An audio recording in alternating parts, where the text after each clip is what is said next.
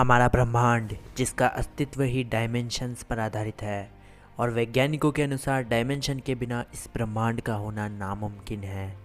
आज की इस एपिसोड में हम जानेंगे अलग अलग डायमेंशंस के बारे में, तो आज की इस वीडियो को शुरू से लेकर अंत तक जरूर देखना। तो चलिए शुरुआत करते हैं आज के इस नए एपिसोड की। वैज्ञानिकों के अनुसार हमारा ये ब्रह्मांड कुल 11 डायमेंशंस में बटा है। तो चलिए शुरुआत से देखते हैं इन डायमेंशंस को। Zero dimension.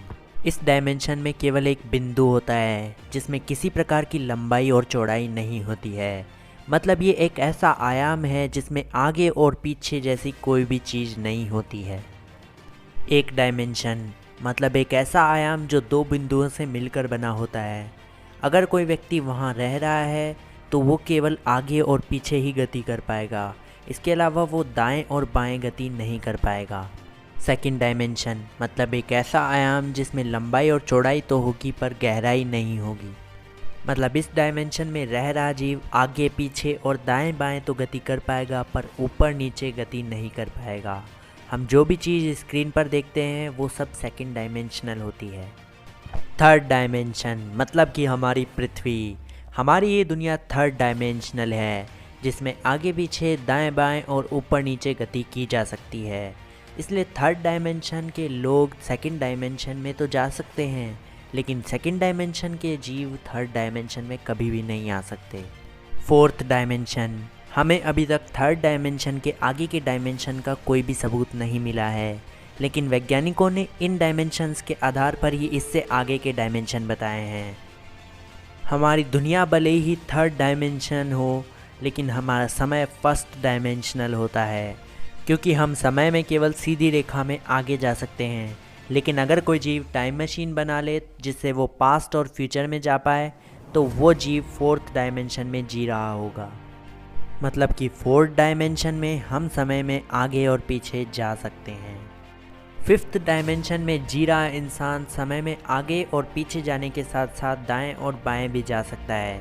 यहाँ दाएं और बाएं जाने का मतलब है कि वो इंसान एक ही समय में दो जगह मौजूद हो सकता है। हमारे द्वारा फोर्थ डायमेंशन और इससे आगे के डायमेंशन को समझना मुश्किल है, क्योंकि जिस प्रकार सेकंड डायमेंशन के जीव थर्ड डायमेंशन और उससे आगे के डायमेंशन की कल्पना भी नहीं कर सकते, उसी प्रकार हम भी ये नहीं जान सकते कि फिफ्थ डायमेंशन की दुनिया कैसी होगी। Sixth dimension. इस डायमेंशन में समय जैसी कोई भी चीज़ नहीं होगी, क्योंकि अगर आप यहाँ रह रहे हैं तो यहाँ पर समय में आप किसी भी दिशा में जा सकते हैं और इससे समय एकदम रुक जाएगा। सेवेंथ डायमेंशन मतलब कि समानांतर ब्रह्मांड, हमारे ही जैसे ब्रह्मांड के प्रतिरूप। इस डायमेंशन में रह रहे लोग इतने ज़्यादा शक्तिशाली होंगे कि अलग अलग पैरेलल यूनिवर्स में भी गति कर पाएंगे। Eighth dimension. वैज्ञानिकों के अनुसार इस डायमेंशन में किसी चीज़ का कोई भी अस्तित्व नहीं होगा। इस दुनिया में रह रहे जीव डिजिटल रूप में रह रहे होंगे। Ninth dimension. इस डायमेंशन में एक ही जगह पर कई सारी सभ्यता रह रही होगी, पर कोई भी सभ्यता किसी भी सभ्यता को नहीं देख सकती, क्योंकि वो अपने समय में जी रही होगी। Tenth dimension. इस डायमेंशन की संभावना तो हमारी कल्पना से भी कई गुना ज़्यादा होगी। इस डायमेंशन के जीव सर्वशक्तिशाली होंगे और दूसरे आयाम के जीवों पर कंट्रोल भी कर पाएंगे। इसकी कल्पना करना हमारे लिए काफ़ी ज़्यादा मुश्किल है। 11th dimension. इस डायमेंशन को सृजन का आयाम भी कहते हैं, क्योंकि किसी भी जीव की शुरुआत फर्स्ट, सेकंड या थर्ड डायमेंशन में नहीं बल्कि 11th डायमेंशन में होती है। और हर थ्योरी के अनुसार डायमेंशन की संख्या अलग अलग है, जिसके बारे में हम जानेंगे इस वीडियो के नेक्स्ट पार्ट में।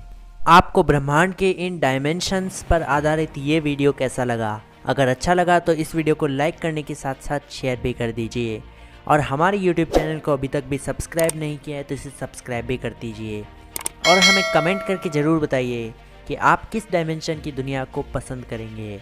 मिलते हैं जल्द ही नेक्स्ट एपिसोड में। टिल देन जय Hind and thanks for watching.